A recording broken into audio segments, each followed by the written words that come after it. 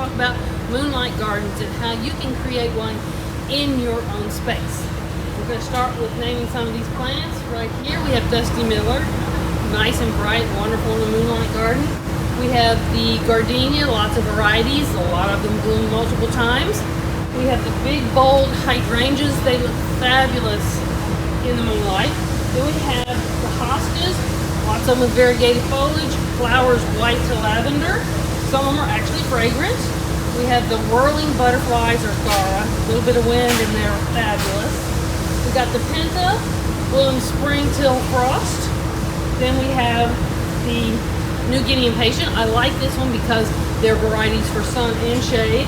We have old-time favorite white begonia, white flowers, bright foliage, really shows up. Shasta daisies, lots of varieties. I like this one because it's called free. Then we have the caladiums. These guys look almost translucent at night. They're so pretty. Then we have lavender, angelonia, vinca, and it's always nice to accessorize your garden with some side pieces. This happens to be a solar light that adds a lot of undertone lighting. It's quite beautiful at night when it lights up.